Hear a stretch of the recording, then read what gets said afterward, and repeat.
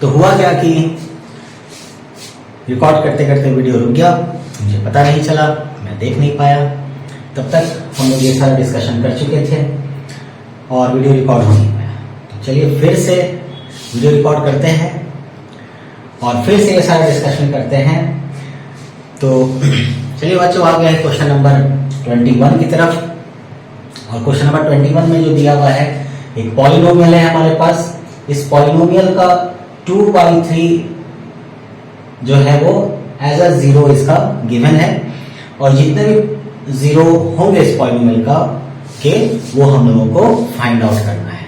ठीक है, तो सबसे पहली बात कि इस पॉलिनोमियल का हम लोग डिग्री ऑफ पॉलिनोमियल देखेंगे, और डिग्री ऑफ पॉलिनोमियल 3 है। इससे ये पता चल गया कि 3 जीरोस इसके होंगे, जिसमें से 2/3 एक जीरो दिया हुआ है, हम लोगों को बचे हुए 2 जीरो को फाइंड आउट करना है। तो क्या करेंगे कि since 2/3 is zero of polynomial px, it means x minus 2/3 is a factor. ये कैसे?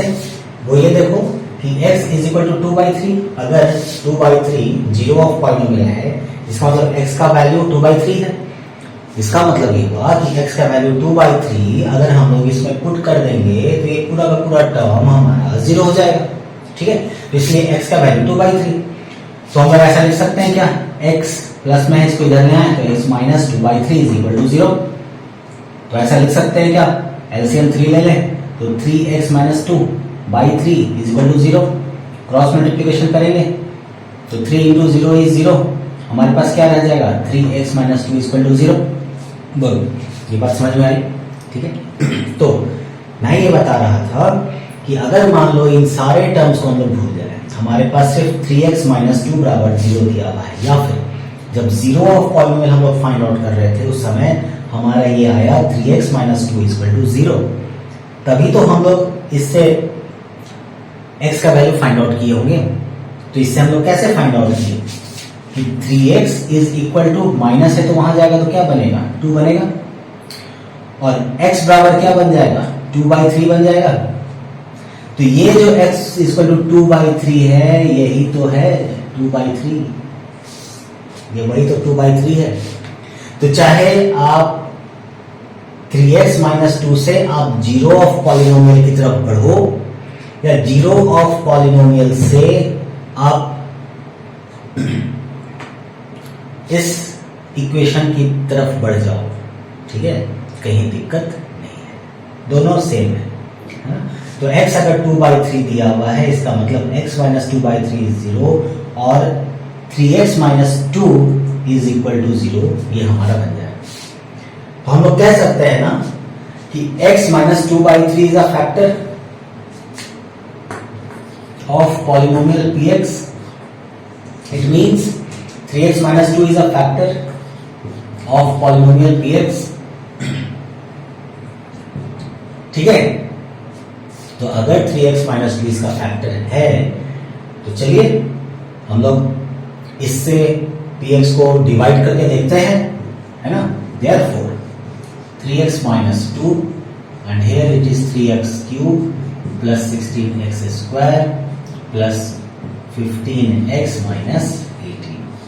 ये जरा हम लोग इसको डिवाइड कर लें, ऑब्वियसली रिमाइंडर हमारा 0 आएगा, क्वेश्चन कुछ आएगा, और जो क्वेश्चन आएगा उससे हम लोगों को 0 फाइंड आउट करना होगा। ठीक है, तो क्या मल्टीप्लाई करना होगा, x स्क्वायर से मल्टीप्लाई करते हैं तो 3x क्यूब आ जाएगा और माइनस 2x स्क्वायर आ जाएगा, प्लस का माइनस, माइनस का प्लस कैंसिल आउट हो गया, and this will become plus 16 plus 2 is 18x square plus 15x minus 18। लो भाई, शाम का समय है, मच्छर का भी आगमन हो चुका है ना। पर मच्छर को कहाँ बैठाएं कि आओ भाई पढ़ लो, थोड़ा तुम भी सीख लो, है थोड़ा तुम भी सीख लो, खून चूसना बंद करो, है आ जाते हैं भाई, पैरासाइट है, खून चूस के चले जाते हैं। पर अभी वहां जाके बैठा है छत के ऊपर रूफ में बैठा है वो जाकर, उसको वहां खून नहीं मिलेगा, खून तो यहाँ मिलेगा, यहाँ पीने आएगा तो टपक से मर जाएगा। चलो आते हैं तो ये हमारा हो गया। कितने से मल्टीप्लाई करें? 18x² आएगा। बताओ भाई, बताओ बताओ बताओ बताओ, सब बताओ क्या? 6 3 18, 6 3 18 और x, बहुत बढ़िया। 18x² हो गया और प्लस माइनस माइनस हो गया, 6 गुना 12, 12x, बहुत अच्छे। प्लस का माइनस, माइनस का प्लस, कहानी खत्म। ओहो ओहो, देखो क्या बन गया ये प्लस हो गया, बढ़ गया, 5 और 2 7 हो गया, 1 और 2 27x हो गया, माइनस 18 हो गया। तो 9 से मल्टीप्लाई किया जाए तो प्लस 9, तो 9 3 जा 27x माइनस 9 2 जा 18, प्लस का माइनस माइनस का प्लस कैंसिल आउट हो गया 0। ठीक है, तो आगे डाल दूं इसमें। अब जो भी रिजल्ट आया है, ठीक है बच्चों, अब जो भी रिजल्ट आया है यहाँ पर, ये हमें कोशेंट मिला है। क्या मिला है? कोशेंट मिला है। और जरा ध्यान से देखना, ये जो कोशेंट है वो क्वाड्रेटिक पॉलिनोमियल है। तो जब क्वाड्रेटिक पॉलिनोमियल का जीरो हम लोग फाइंड आउट करते हैं तो हम लोग को उसके 2 जीरोज मिलते हैं, है ना? तो इसका जो जीरो होगा वो इसका भी जीरो होगा। ठीक है, now let us find zeros of x² plus 6x plus 9 we get, हम लोग को क्या मिल जाएगा? x² plus 6x plus 9 is equal to 0, implies that mid term को स्प्लिट किया जाए, मल्टीप्लाई करने में 9 चाहिए और प्लस करने में 6 चाहिए, तो 3 3 जा 9 होता है, 3 और 3 6 हो जाता है।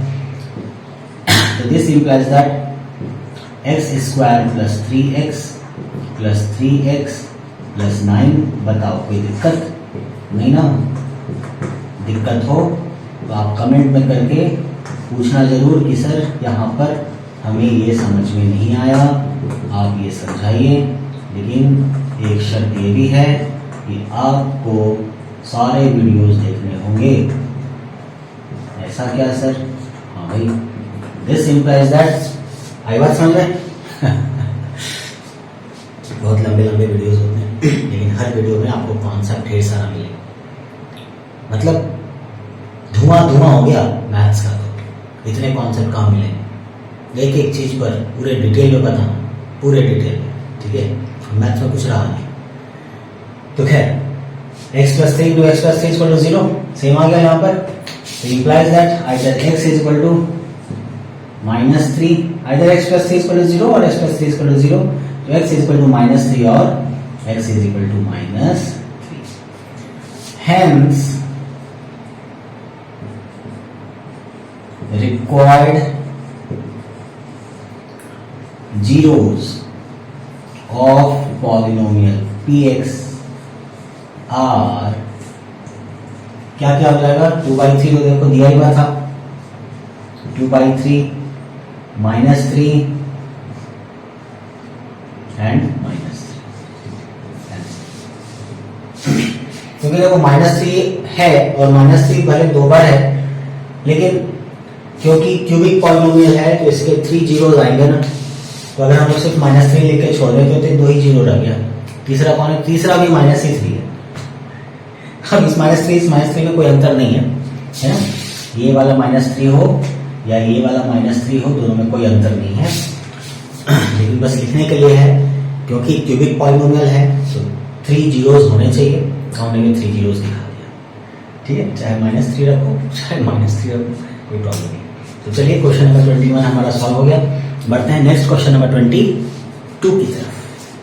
तो चलिए आते हैं क्वेश्चन नंबर 22 की तरफ। और क्वेश्चन नंबर 22 में कुछ ऐसा है कि एक पॉलिनोमियल हमें दिया हुआ है और इस पॉलिनोमियल के 2 जीरोज हमें दिए गए, 1 एंड 1/2, और बाकी जितने भी जीरोज हैं वो हम लोगों को फाइंड आउट करना है। तो कैसे फाइंड आउट करेंगे? तो since 1 and 1/2 are zeros of polynomial px which is given, therefore x minus 1 and x minus 1 by 2 are factors of polynomial px। कोई दिक्कत नहीं। तो ये कॉन्सेप्ट भी बिल्कुल ऐसा ही है कि x का वैल्यू 1 by 2 है। देखो 1 के लिए तो प्रॉब्लम नहीं, लेकिन इसके लिए है ना, क्या करता हूँ, इंप्लाइज दैट x प्लस है माइनस 1 by 2 लाओ इज इक्वल टू 0। भाई आप चाहते तो इसको क्रॉस मल्टीप्लीकेशन भी कर सकते थे, तो क्या हो जाता, 2x इज इक्वल टू 1 हो जाता, तो 2x minus 1 is equal to 0 हो जाता। बताओ कोई दिक्कत है? भाई इसको आप क्रॉस मल्टीप्लीकेशन भी कर लेते हैं। जब क्रॉस मल्टीप्लीकेशन कर लेते तो 2x बराबर 1 हो जाता, क्योंकि x बाई 1 है, 1 1 जब 1 रहता, तो प्लस होने से यहाँ माइनस आता, तो 2x माइनस 1 इक्वल टू 0 हो जाता। या फिर यहाँ पर प्लस है, तो प्लस होने के कारण आप जब इसको इस साइड लाओगे तो ये माइनस बन जाएगा। अब एलसीएम ले लोगे तो ये 2x माइनस 1 हो जाएगा और 2x माइनस 1 इक्वल टू 0 हो जाएगा। तो चाहे आप ऐसे बढ़ो चाहे आप ऐसे बढ़ो, कहीं दिक्कत नहीं है। आई बात समझ में? तो 2x माइनस 1 ये हमारा फैक्टर हो जाएगा। क्लियर है? This implies that x minus 1 and 2x minus 1 are factors of px, है ना। हम लोग सोचते हैं कि ये 2 मल्टीप्लाई तो हो गया, लेकिन 2 गायब कैसे हो गया? तो 2 गायब ऐसे होगा, है ना, क्योंकि 2 डिनोमिनेटर में है, 2 इंटू 0 इज 0 हो गया, या फिर 2 का क्रॉस मल्टीप्लिकेशन हो गया, अब प्लस 1 जो था वो माइनस 1 बन गया, ये 0 रह गया। ठीक है? तो ऐसा नहीं है कि 2x माइनस 1 करके 2 को हटा देना है, हटा तो दिया ही है, बट उसके पीछे का लॉजिक तो है। ठीक है? So x minus 1 and 2x minus 1 are the factor of this, implies that अगर इंडिविजुअली ये दोनों फैक्टर है तो इसका जो प्रोडक्ट होगा x माइनस 1 और 2x माइनस 1 का, ये भी इसका फैक्टर होगा। इसका प्रोडक्ट निकाल लें, क्या हो गया, this is 2x square minus x minus 2x minus minus plus 1 factor of px implies that 2x square minus 3x plus 1 is factor of px। आगे बात समझ में क्लियर है? अब अगर ये फैक्टर है तो जरा इसको डिवाइड कर देते हैं, रिमाइंडर एकदम 0 ही आना है, जो क्वोशंट आएगा उसका 0 फाइंड आउट करेंगे, उसका जो 0 होगा वो इसका भी 0 हो जाएगा, वही हमारा रिक्वायर्ड वही है आंसर, है ना। तो करते हैं therefore 2x square minus 3x plus 1 और यहाँ है 2x to the power 4 minus 3x cube minus 3x square plus 6x minus 2। भाई बताओ कितने से मल्टीप्लाई किया जाए? x स्क्वायर से करते हैं, कर दीजिए सर। कितना हो जाएगा?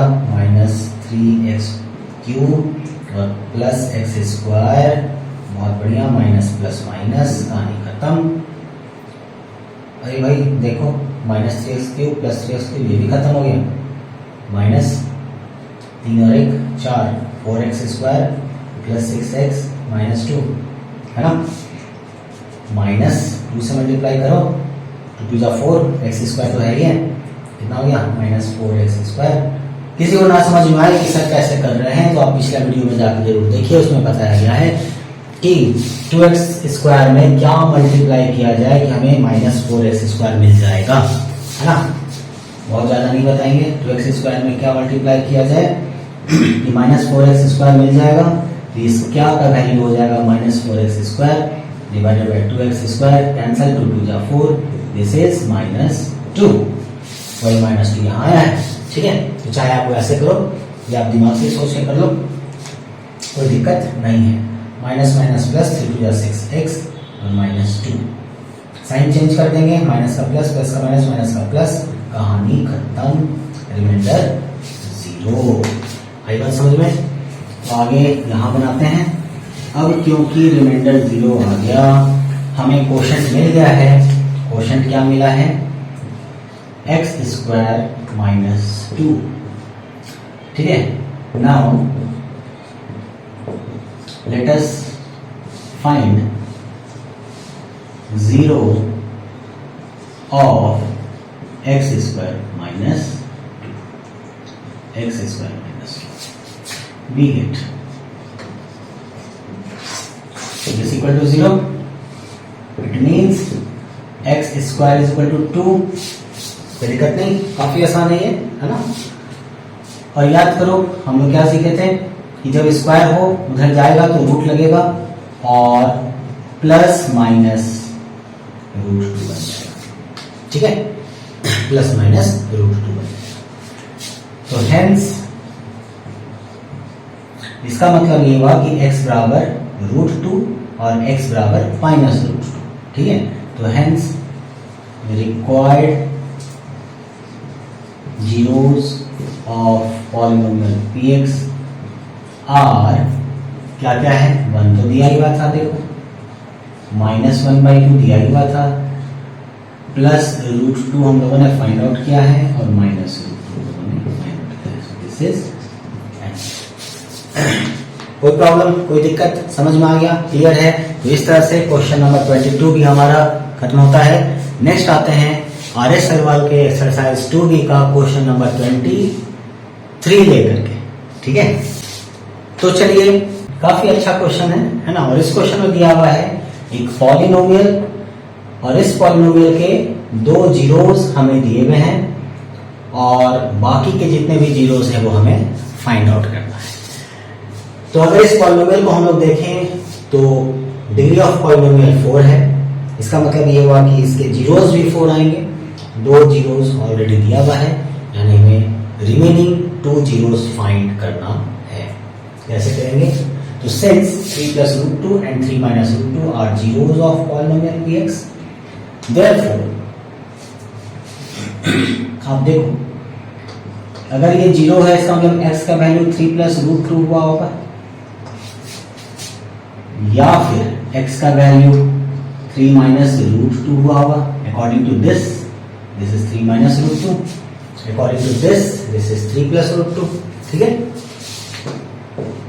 It means x - 3 - √2 is equal to 0 हुआ होगा, या फिर x - 3 + √2 ये हमारा 0 हुआ होगा। आई बात समझ में?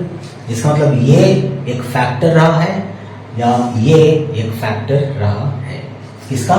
इस पॉलिनोमियल का, ठीक है।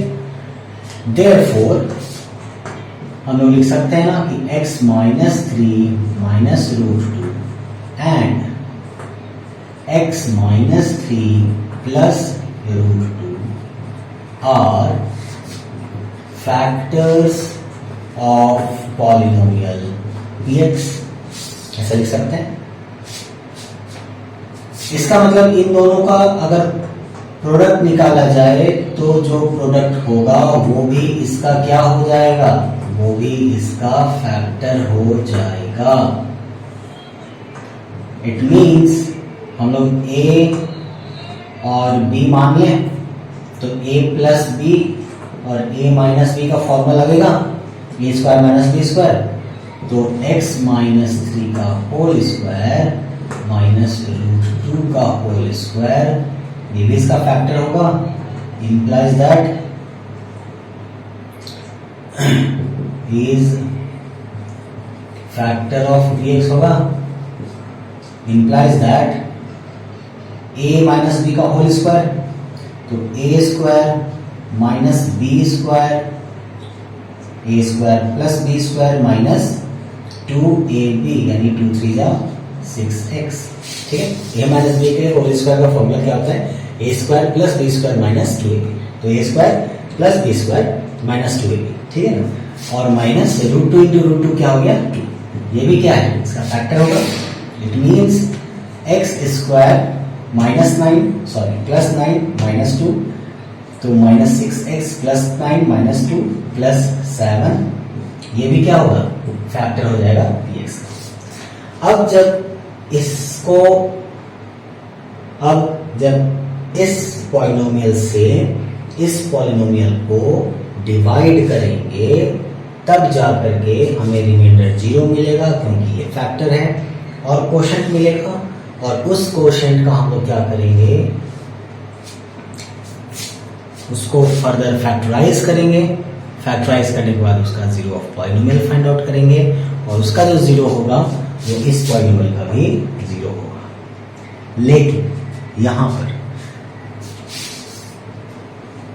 आप चाहो तो इसके फैक्टर को निकालने के लिए आप इस तरह से आगे बढ़ो, या फिर एक और तरीका है। वो तरीका क्या है वो भी हम लोग यहां डिस्कस कर लेते हैं। लेट बच्चों, ये इसका एक पार्ट नहीं है, बल्कि ये है तरीका नंबर 2, है ना। ये सेकंड मेथड है। आप चाहो तो इससे आगे बढ़ के ये फैक्टर ले आओ, या फिर ये जो तरीका बताने जा रहे हैं दिस और दिस, इसको यूज करके आप ये फैक्टर ला सकते हो।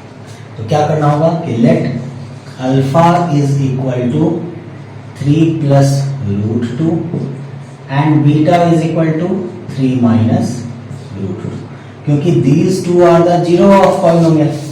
तो जीरो ऑफ पॉलिनोमियल है, इसका मतलब अल्फा बीटा का वैल्यू दिया है, तो हमने मान लिया अल्फा ये बीटा ये।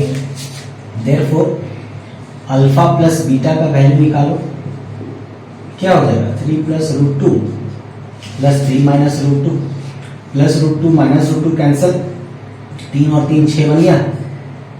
एंड अल्फा बीटा का वैल्यू निकालो, तो अल्फा बीटा क्या हो जाएगा, this is 3 plus √2 and into 3 minus √2, a plus b into a minus b, यानी a square minus b square. तो बी स्क्वायर क्या हो जाएगा √2 इंटू √2 इज 2, तो इसका वैल्यू क्या आ जाएगा 7 आ जाएगा। आई बात समझ में। हमने इसका जो जीरो ऑफ पॉलिनोमियल दिया था, इसमें अल्फा को मान लिया ये और बीटा को मान लिया ये। अब अल्फा प्लस बीटा का वैल्यू निकाल लिया और अल्फा बीटा का वैल्यू निकाल लिया। अब हम लोग को पता है कि पॉलिनोमियल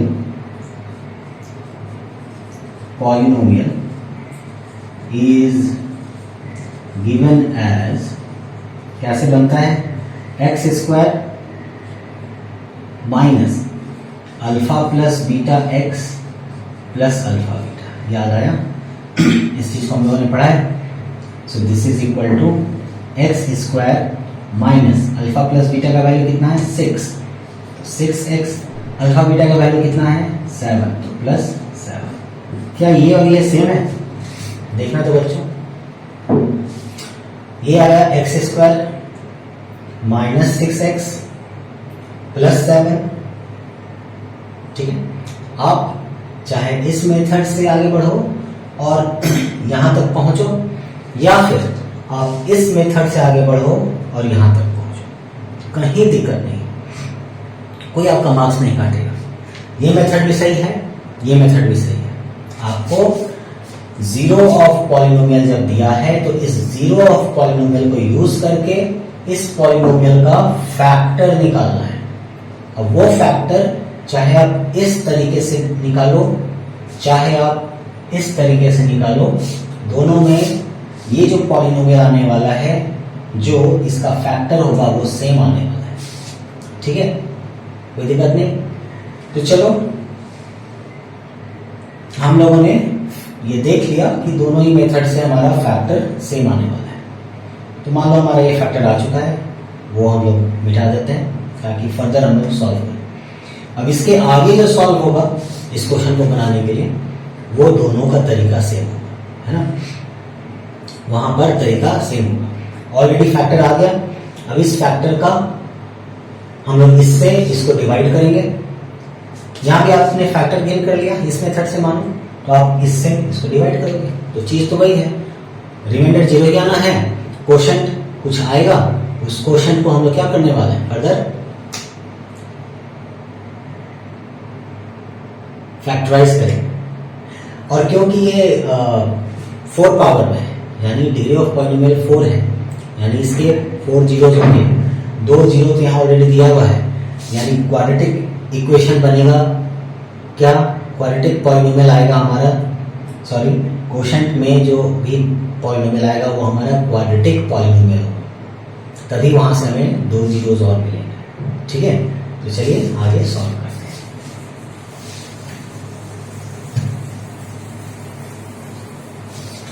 और थोड़ा साफ दिखे इसलिए इसमें इंक भी डाल लेता हूं। तो बात यह है कि आप इस मेथड से पढ़ो या दूसरे मेथड से पढ़ो या किसी मेथड से पढ़ो, आपको अपने मंजिल तक पहुंचना है, चाहे जो भी रास्ता अपनाओ। ऑब्वियसली ये रास्ता थोड़ा सा लंबा है, वो रास्ता थोड़ा आसान है। किसी किसी क्वेश्चन में ये रास्ता आसान हो जाता है, वो रास्ता लंबा हो जाता है। किसी किसी क्वेश्चन में ये रास्ता लंबा हो जाता है, वो रास्ता आसान हो जाता है। रास्ता जो भी हो आपको देखा होना चाहिए। जब जरूरत पड़े इस रास्ते से चल चलो, जब जरूरत पड़े उस रास्ते से चल चलो, प्रॉब्लम कहीं नहीं। ठीक है, so now let us find zeros of x square minus 6x plus 7 we get what we get। देखो ये मच्छर फिर आ गया, इसे पढ़ना नहीं है, ये तो बस खून चूसेगा, है ना, इसको बस खून चूसना है, ये खून चूसेगा, ये नहीं पढ़ेगा, कोई बात नहीं, हम और आप पढ़ते हैं आइए यहाँ पर। तो इसका हमें जीरो फाइंड आउट करना है। We get x square minus 6x plus 7 equal to 0। Mid term split किया जाए, मल्टीप्लाई करने में चाहिए 7 प्लस प्लस प्लस करने में चाहिए -6। ओहो, ये क्या हो गया भाई, ये क्या हो गया। मल्टीप्लाई करने में चाहिए 7 और प्लस करने में चाहिए -6। -6 तो माइनस करने में आता है, ये तो हमारा सही है ना, ये तो हमारा सही। मल्टीप्लाई करने में चाहिए 7 और प्लस करने में चाहिए -6, और 7 जो है हमारा वो प्राइम नंबर है, तो 7 बन जाए 7 होता है, लेकिन 7 और 1 8 हो जाएगा भाई। तो ये कैसा हो गया, ये कैसे हुआ,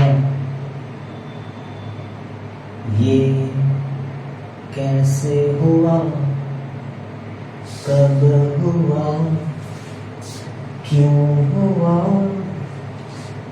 जानिया। X square minus 6x plus 7 आया भाई, क्या इसका मिड टर्म स्प्लिट होगा? ओ भाई साहब, कहाँ दिमाग है भैया, आपका दिमाग कहाँ है? ये तो इसका फैक्टर आया है ना बच्चों, अभी तो इसको डिवाइड करना बाकी है, पिक्चर अभी बाकी है, पिक्चर अभी बाकी है, कहाँ यहाँ पहुंच गए। लेकिन क्योंकि यहाँ लिख दिए हैं, ठीक है, लिख दिया तो लिख दिया। अब यहाँ से डिवाइड करते हैं, देयरफॉर हुआ क्या था, मच्छर को देखा तो लगा कहीं खून ना चूसने, दिमाग भटक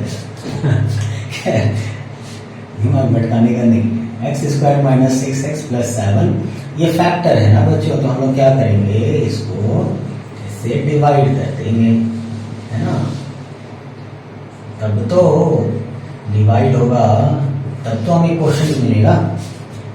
क्योंकि ऑलरेडी इसका तो हम लोगों ने ये 0 ही तो है, इसी का तो 0 है ये 3 प्लस रूट 2 और 3 माइनस रूट 2। अब इसको क्या है कॉमन मिडिल टर्म स्प्लिट करने जा रहे हैं बिना मतलब के। तो ये हो जाएगा 2x², तो ये हो जाएगा 2x⁴ माइनस 6 दूना 12x³ और प्लस 7 दूना 14x²। प्लस का माइनस, माइनस का प्लस का माइनस, कहानी खत्म।